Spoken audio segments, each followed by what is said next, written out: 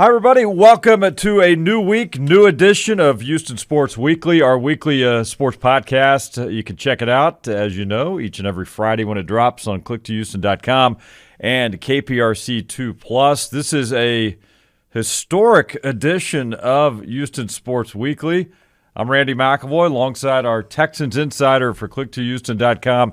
It would be Aaron Wilson. Aaron, I mean, this is kind of a big deal. You want to know why? This is our 1 year mark, 52 editions of this podcast. So it's kind of an historic day, a historic week for Houston Sports Weekly. Man, this is a nice anniversary to be a part of. Absolutely. This is also the same week I have my 3-year wedding anniversary, so anniversaries all around. So you've remembered it? You're going to take care of it. There you go. Yeah. There you go. Hey, it's going to be a fun podcast, and if you're listening or watching, of course, this is video. Many of you watch it.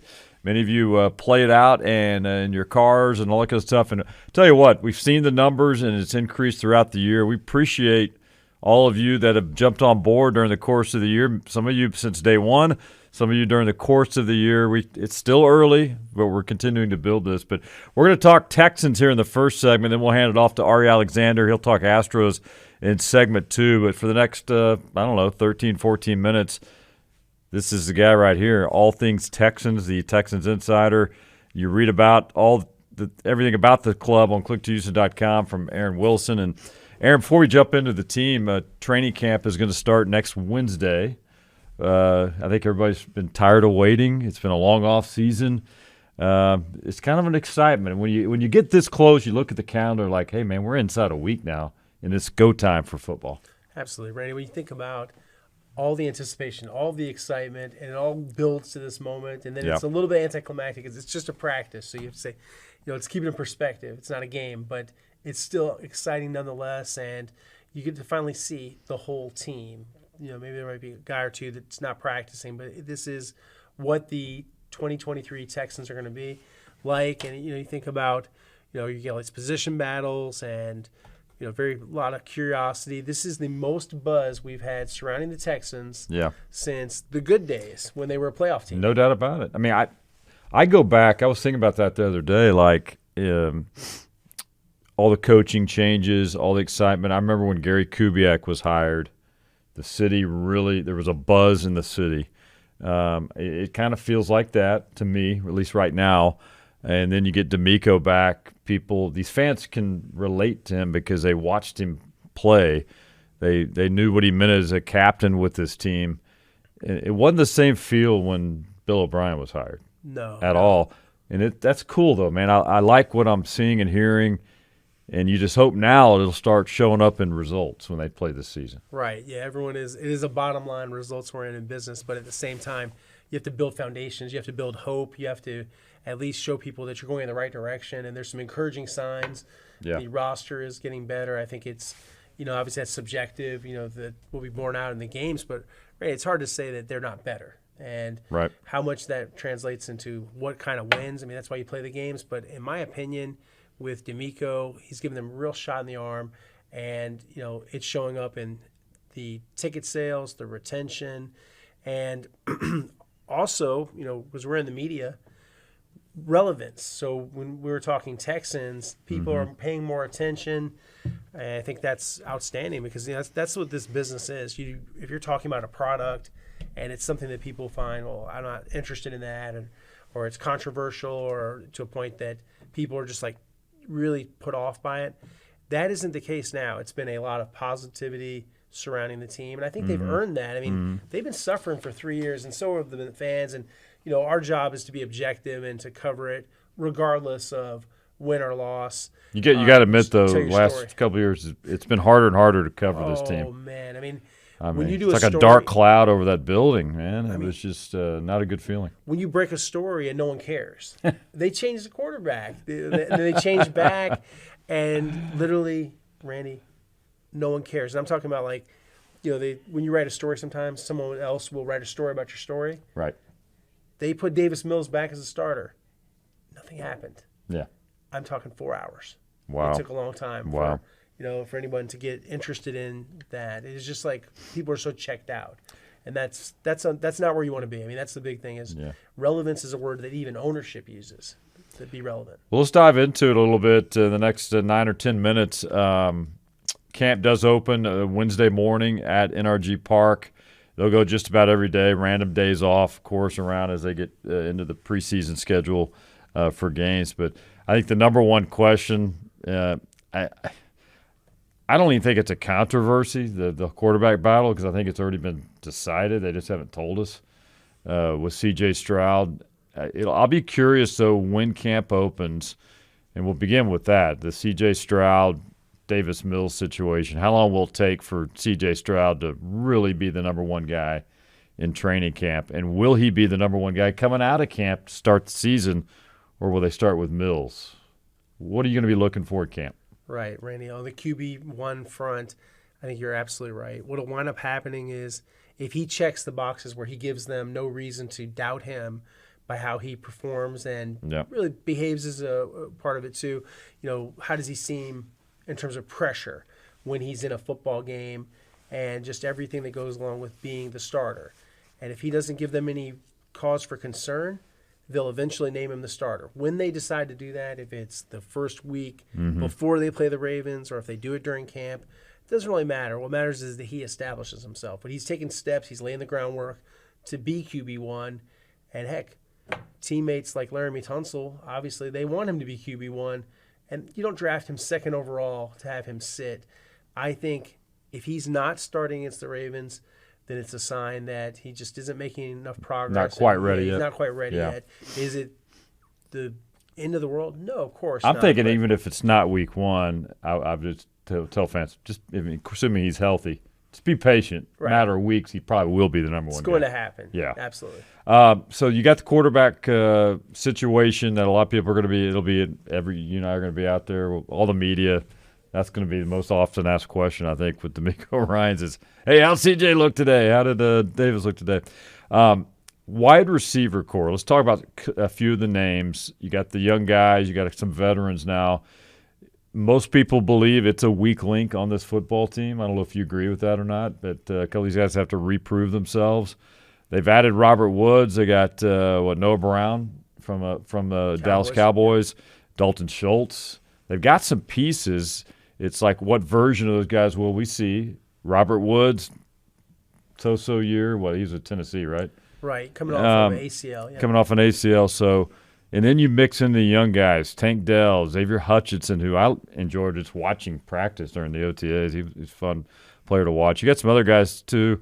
You got Nico Collins, unknown on what the situation on John Mechie III is going to be, but how do you assess this receiving core entering camp at least? Right. And talking with Ben McDaniels, the receivers coach and pass game coordinator, he agreed with my take that it's a collective, that they don't have a number one wide receiver, a go-to guy. The closest thing to that might be, but just because of his size, Nico Collins.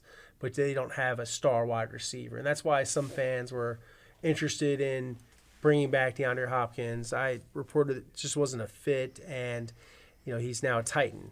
What I think they have here are some nice receivers like Tank Dell, like Nico Collins, like Robert Woods, and Noah Brown, good blocker, big body. Yeah.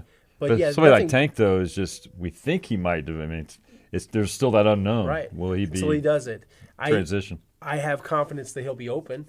And I do then too. it's a matter of durability because he is such a smaller player, 165 pounds. And what about Nico? I mean, here's a guy, third season now. Third season, yep. 400-plus yards each of his first two seasons. Still hadn't broken out completely. I mean, how big of a year is this for Nico Collins? It's a really big year. It's pivotal for him because when you think about him, I like to use this analogy, really big target for the quarterbacks. Also, big target for the defensive backs to hit. And they have, definitely, put a little wood on him this year when it turns about hitting the guy and causing injuries. And so if you were to extrapolate out his numbers when he's playing, incredibly productive and someone that you'd say, okay, well, that is the number one wide receiver. When you think about the amount of games he's missed, that's concerning. And it's not from a lack of toughness. I think, if anything, he's just someone that is prone a little bit to some of these injuries. He's had every variety pretty much that it could be without it being serious. And that's limited his impact. John Mechie is a wild card. John Mechie missed his entire rookie year with a treatable form of leukemia. He's in good health now. And we've seen John working out locally with Justin Allen. But is it safe to assume, though, that he's still behind because he's missed a lot? He didn't do anything during the offseason, Right. that we saw at least. He injured his hamstring during a closed practice right away. The second practice he was out there. So he strained his hamstring. The hamstring is 100% now. And so I think we're going to very soon see him practicing and at some point talking with us for the first time since he was drafted, because he hasn't been able to really do interviews because of his personal health situation. And so we look forward to talking to him. I think it's going to be an inspirational comeback story. Yeah. And that, to me, from a human interest standpoint, just because fans will love it. Leukemia. Right. Wow. Overcoming an obstacle, adversity. And then from a football standpoint, my question would be, obviously we'll hopefully see him out there doing what he does best, but there's still rust that has to be shaken off and knocked off, and you wonder if that's going to delay him playing effectively on Sundays. I wonder if it's something where a few games in or 6 games in that they're more comfortable playing him a lot. Yeah. And I think they're going to take it slow with him based on, he got hurt very quickly with the hamstring coming out of having the practices in the offseason. All right, about 11 minutes in. We're going to actually go a little longer on this first segment. Ari will come back, though, in segment 2, talking some Astros. But a few more things I want to hit on with you, Aaron, as we get ready for the start of training camp. If you're just tuning in, coming up on Wednesday at NRG Park, the running game. When you're lacking and have some question marks at wide receiver, they're going to have to really count on this running game. And I kind of like how this running game's setting up with not only what we saw from Damian Pierce last year, but now you've added a guy like Singletary, who's coming off a few pretty good seasons there in Buffalo. He can run the ball. He can catch. That's going to be a nice tandem where not so much is going to be on Pierce's plate. Right, and you got to wonder, did that overuse lead to the foot injury that he had last season against the Dallas Cowboys that ended his season? He was going to have more than 1,000 yards if not for the injury, and so he got just close to it. And you think about Damian, he's the bell cow, but Devin Singletary is a good complementary back. And I know there's been complaints in the past, and probably rightfully so, that they didn't have enough backup in terms of, like, they had Rex Burkhead, they had Dario Gomwale, they had not really a guy that you could say, okay, well, he's really proven as a pass catcher and a runner, and he's a good football player, and that's why he got the contract he did in free agency. Yeah. But Damian is still the guy, and Bobby Slowick, I think, when in doubt, he's going to have C.J. Stroud hand the football off to Damian, and you imagine him running right behind Titus Howard, Shaq Mason, or left behind. No complaints Larry there, Tunsil. man. We'll see, is Kenyon Green lined up next to him? Exactly. I want to ask you real quick. Let's go through the O-line real fast, and I got to touch on defense before we run out of time. The O-line, Tunsil got the big deal. He's going to hopefully stay healthy. They need him on that left side. You mentioned Titus Howard. You and I were out at his you were at his event. You and I were at Tunsil's event the other day, but you were at Titus Howard's workout the other day. Yeah. How do you think this O-line's shaking out with those two? You've got Shaq Mason, potentially Juice Scruggs maybe at center. We'll see how that plays out. And Green. The question mark on Green, has he had a good offseason? Has he learned how to be a pro? Right, Randy. Talented group, probably other than the secondary, the most talented group on the team as a collective. When you think about, you've got Laremy Tunsil, you've got Titus Howard, you've got one of the better tackle tandems. They say they're the best. The league doesn't say so as far as the analytics, but they believe that. I think they're a very talented tandem. They're right to be thought of as one of the best. Left guard, Kenyon Green. Here's the deal. Kenyon is running again. He had arthroscopic knee surgery. He had a rough start last year because he had a concussion. He had knee surgery last year too. It wasn't a big surgery, but it was enough that it kept him out from some really valuable learning moments because he wasn't able to practice. Yeah. And my expectation is they're going to ease him into training camp. But once he's healthy, and I'm hearing that he's getting close to that, I think he's going to have a much better season. All right, quickly, last couple minutes, and we'll do more on another week for sure. Defense real fast. D'Amico Ryan's the head coach. That's right up his alley. They've got pieces in place. They've added Jimmy Ward's going to be back there to kind of help out that secondary. That's going to be a huge addition with his experience from San Francisco. Is he a vocal leader kind of guy? And what kind of impact can he have on Stingley's growth and even Jalen Petrie's growth too? Yeah, he'll talk. He's a guy that's pretty outspoken, and he's a really confident public speaker, and he's good at communicating with the other guys. He's older. He's 31. And so along with Steven Nelson, they have a couple of guys that have a lot of experience that they can really be a resource for younger guys like Jalen Petrie. Right. Jalen Petrie, I think, could become one of the best safeties in the NFL. I think he can elevate. Yeah, he's worked really hard. And then you think about the defense overall. This is a group that, they were the worst run defense in the NFL last season. Mm-hmm. So having Denzel Perryman, a former Pro Bowl linebacker, that helps. And having Sheldon Rankins to play next to Malik Collins, adding Will Anderson Jr., you got to think they'll be stouter against the run, better edge setters, and they got to be better tacklers. And Jalen Petrie addressed that. He said, hey, I missed too many tackles last year. Mm-hmm. He's going to be more disciplined in his path to the football and how he breaks down and fundamentally brings people to the ground. All of those things happen. They should make a quantum leap as far as defensive improvement, and a lot of that will have to do with DeMeco Ryans' system, which I think suits Derek Stingley Jr. a lot better than Lovie Smith's system. Real quick, 2 quick hits.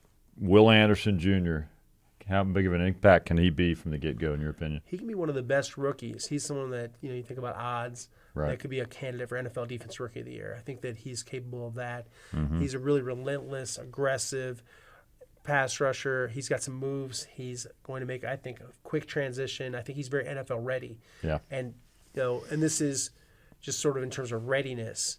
He's their best rookie, not C.J. Stroud. Anderson, even though you had C.J. drafted second, he was drafted third. That's the guy. C.J. will get the headlines, but Will Anderson was the top-ranked guy on most draft boards all over the NFL. Yeah. He's that good.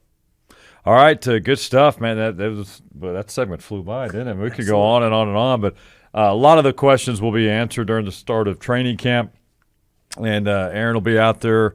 We'll be out there, KPRC 2 Sports Team, and we'll have a lot of coverage. We'll do more of these podcasts. I'm sure you're going to be writing like crazy for click2houston.com. We'll have it covered over the air as well. Excuse me, and it's going to be fun. I think everybody's excited. It's a new era of football for the Texans with DeMeco Ryans. I think everybody's feeling it right now. And before we know it, the regular season is going to kick off. What year is this for you in the NFL, by the way? Oh, boy. Lost track, huh? It started in 97. Yeah. You've seen a little bit over the years, haven't you? That was the Jacksonville Jaguars training camp. Yeah, I was a rookie back then. Outstanding. Well, you can find him on click2houston.com and Twitter handle at Aaron Wilson _NFL. Is that correct? That's just right. Get that right? Okay. Yeah, at Aaron Wilson _NFL. So, hey, we're going to take a break here on Houston Sports Weekly. That's a quick take on the Texans as they get ready for the start of training camp next Wednesday. Aaron, appreciate you hanging out. And Thanks for having me. We'll see you at NRG Park, brother. Absolutely. All right, we're going to take a break. When we come back, Ari Alexander will check in on the Astros, wrapping up their series in Colorado. They're in Oakland now this weekend before the Rangers come on Monday to Minute Maid Park. All things Astros straight ahead with Ari Alexander when Houston Sports Weekly continues.